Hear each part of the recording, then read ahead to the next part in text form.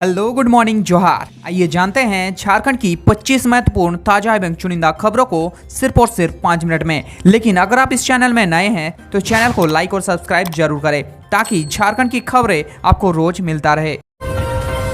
Supreme court ने एक मामले में सुनवाई करते हुए कहा कि शिक्षक के रूप में नियुक्ति पाने तथा प्रोन्नति पाने के इच्छुक सभी शिक्षकों को टेट यानी शिक्षक पात्रता परीक्षा पास करना अनिवार्य है। निःशुल्क एवं अनिवार्य बाल शिक्षा अधिकार अधिनियम 2009 आरटीई एक्ट के लागू होने से पहले 5 वर्ष से अधिक सेवा शेष रहे शिक्षकों के संबंध में कोर्ट ने कहा कि टेट उत्तीर्ण करना होगा। इसके लिए 2 साल का समय दिया गया। अगर निर्धारित 2 साल में शिक्षक टेट पास नहीं कर सकते तो उन्हें सेवा छोड़नी होगी। उन्हें अनिवार्य रूप से सेवानिवृत्त किया जा सकता है।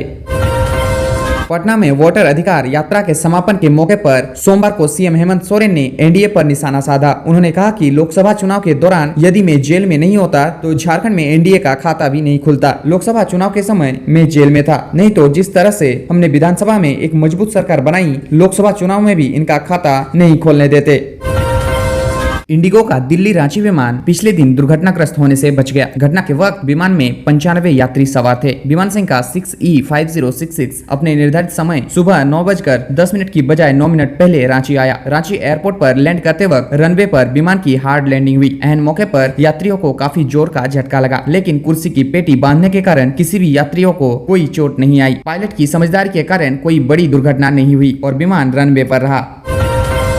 स्नातक प्रशिक्षित शिक्षक संयुक्त प्रतियोगिता परीक्षा 2016 के रिक्त सीटों पर योग्य अभ्यर्थियों की नियुक्ति के मामले में झारखंड हाईकोर्ट ने महत्वपूर्ण फैसला सुनाया है। हाईकोर्ट के जस्टिस दीपक रोशन की अदालत ने 258 याचिकाओं पर फैसला सुनाया। अदालत ने हाई स्कूल शिक्षक नियुक्ति से संबंधित विवाद के मामले में हाईकोर्ट के रिटायर जस्टिस डॉक्टर SN पाठक की एक सदस्यीय फैक्ट फाइंडिंग कमीशन बनाया। कमीशन पूरे मामले की जाँच व सुनवाई कर 3 महीने के अंदर राज्य सरकार को अपनी रिपोर्ट देगी। कमीशन की रिपोर्ट मंत्रिमंडल के समक्ष रखा जाएगा। राज्य सरकार को अधिकतम 6 सप्ताह के अंदर रिपोर्ट पर निर्णय लेने का निर्देश भी दिया है।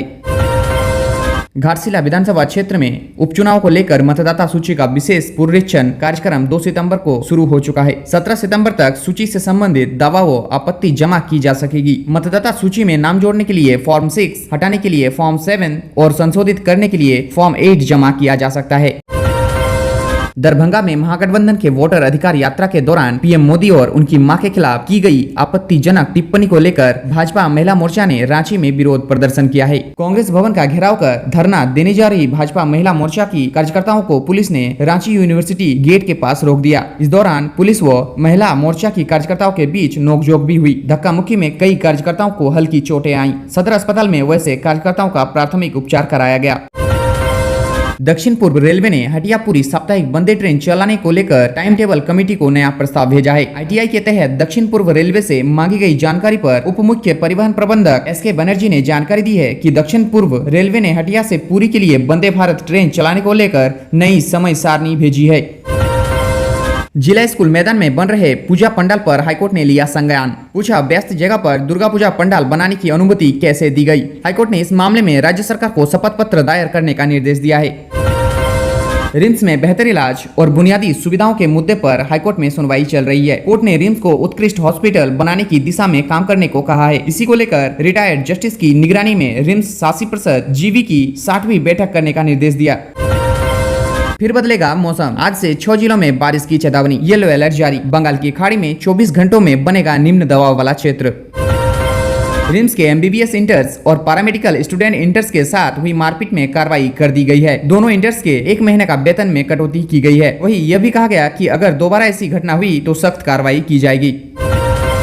होल्डिंग टैक्स के बड़े बकायेदारों पर कार्रवाई के तहत रांची नगर निगम द्वारा JSCA स्टेडियम को नोटिस जारी कर दिया गया है। जारी नोटिस में स्टेडियम प्रबंधक से कहा गया है कि होल्डिंग टैक्स के मद में 3.5 करोड़ से अधिक की राशि बकाया है। इस राशि को 1 सप्ताह के अंदर भुगतान किया जाए।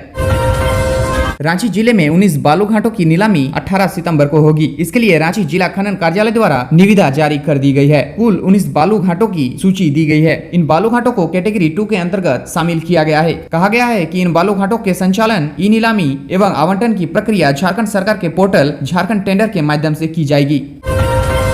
मुख्य सचिव अलका तिवारी ने पिछले दिन 15वें वित्त आयोग की स्वास्थ्य मद की राशि के खर्च करने की समीक्षा की। उन्होंने इसकी 50% राशि अक्टूबर के मध्य तक खर्च करने का निर्देश उपायुक्तों को दिया। उन्होंने कहा कि 50% राशि खर्च करने के बाद ही केंद्र सरकार से 1020 करोड़ राशि का दावा किया जा सकेगा और उसे प्राप्त किया जा सकेगा। इसके लिए एक्शन प्लान बनाकर मिशन मोड में काम करने को कहा गया है। झारखंड हाईकोर्ट ने स्नातक प्रशिक्षित शिक्षक संयुक्त प्रतियोगिता परीक्षा 2016 की रिक्त सीटों पर योग्य अभ्यर्थियों की नियुक्ति के मामले में सुनवाई की। सुनवाई के दौरान हाईकोर्ट ने कहा कि यदि कुल 17,784 विज्ञापित रिक्तियों के मुकाबले प्रतिवादियों ने केवल 12,046 अभ्यर्थियों की नियुक्ति की है और अनुसूचित जाति व अनुसूचित जनजाति के अभ्यर्थियों की अनुपलब्धता के कारण 3,704 रिक्तियों को सरेंडर करने का दावा किया है। रांची नगर निगम के स्थायी कर्मचारी आज से काम पर लौटेंगे। इसके बाद से निगम में जन्म मृत्यु प्रमाण पत्र बनाने सहित अन्य कामकाज होंगे। पिछले 5 दिनों से निगम कर्मियों की हड़ताल की वजह से आम लोगों को काफी परेशानियों का सामना करना पड़ा। प्रमाण पत्र बनाने के लिए लोग कार्यालय के चक्कर लगा रहे थे। कचरा उठाने वाले नगर निगम के 176 ट्रैक्टर चालकों का किराया बाकी रहने के कारण वे हड़ताल पर है। इस कारण लगातार तीसरे दिन भी गली मोहल्लों और सड़कों के किनारे फेंके गए कचरों का उठाव नहीं हुआ है। इसके साथ साथ नालियों की सफाई भी नहीं हुई है। इधर नालियों में कचरा जमा हो जाने से गंदा पानी सड़क पर बहने लगा है। ट्रैक्टर चालकों ने अपनी मांगों के समर्थन में तीसरे दिन भी कचरा उठाव काज पूरी तरह बंद रखा। उन्होंने स्पष्ट कहा कि निगम ने 14 माह का किराया नहीं दिया है। प्रदेश भाजपा अध्यक्ष बाबूलाल मरांडी ने आरोप लगाया है कि शराब घोटाले की फाइलों को नष्ट करने की साजिश चल रही है। मरांडी ने इस संबंध में मुख्यमंत्री हेमंत सोरेन को पत्र भेजा है। कहा है कि उत्पाद विभाग कार्यालय से भारी मात्रा में कागजात रात के अंधेरे में एसीबी द्वारा ले जाए गए हैं। स्वास्थ्य मंत्री डॉक्टर इरफान अंसारी ने बिहार के पटना स्थित कांग्रेस कार्यालय पर कथित भाजपा कार्यकर्ताओं द्वारा की गई तोड़फोड़ की घटना की निंदा की है। उन्होंने चुनौती दी है कि तोड़फोड़ करने वालों में हिम्मत है तो झारखंड में आकर ऐसा कर दिखाए। उन्होंने कहा पूरे झारखंड भाजपा का नक्शा बदल देंगे। उन्होंने ये भी कहा कि कार्यालय हमारे लिए मंदिर समान होता है और कांग्रेस के मंदिर में तोड़फोड़ करना किसी भी हाल में बर्दाश्त नहीं किया जाएगा।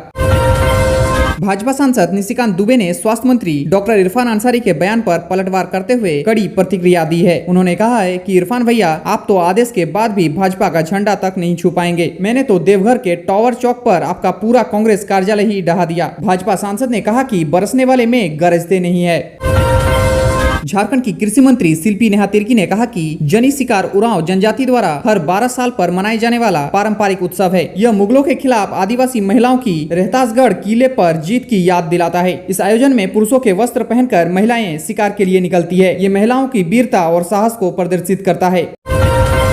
अखिल झारखंड प्राथमिक शिक्षक संघ ने रांची जिला शिक्षा अधीक्षक बादल राज के खिलाफ मोर्चा खोल दिया है। शिक्षकों ने वार्षिक वेतन वृद्धि के लिए प्रथम श्रेणी दंडाधिकारी का शपथ पत्र देने से इनकार कर दिया है और इसके विरोध में आंदोलन का बिगुल फूंक दिया गया। झारखंड में गरीबों की थाली से मिठास गायब है। राज्य के लगभग 9 लाख अंत्योदय परिवार को जनवरी से अगस्त माह तक की चीनी नहीं मिली है। गरीबों को पिछले वर्ष अक्टूबर से दिसंबर माह तक की चीनी पीडीएस डीलरों के माध्यम से बांटी गई थी। इसके बाद की अवधि से चीनी नहीं मिल पाई है। केंद्रीय तसर अनुसंधान एवं प्रशिक्षण संस्थान रांची की ओर से मेरा रेशम मेरा अभियान के तहत छत्तीसगढ़ के बस्तर जिले में 25 से 28 अगस्त तक कार्यक्रम का आयोजन किया था। कार्यक्रम में लगभग 250 किसानों ने भाग लिया। इस दौरान पुष्पाल गांव में तसर रेशम कीट की पारी प्रजाति के संरक्षण व जागरूकता को लेकर भी कार्यक्रम किया गया। झारखंड में चालू वित्तीय वर्ष 2025-26 में 212 करोड़ रुपए की लागत से उद्यान विकास की योजना चलेगी। उद्यान विकास की योजना राज्य और केंद्र सरकार के समन्वय से चलती है। जहां केंद्र सरकार की योजना चलती है वहां राज्य की योजना नहीं चलती। पहाड़ी मंदिर में पिछले दिन अनुमंडल पदाधिकारी उत्कर्ष कुमार के आदेश पर दान पेटी में जमा राशि की गणना की गई। गणना में 5,85,000 रुपए नगद और सिक्का के रूप में 2,30,300 रुपए मिले। दोनों मिलाकर कुल 7,88,800 रुपए थे। आज के लिए बस इतना ही। मिलते हैं अगली वीडियो में।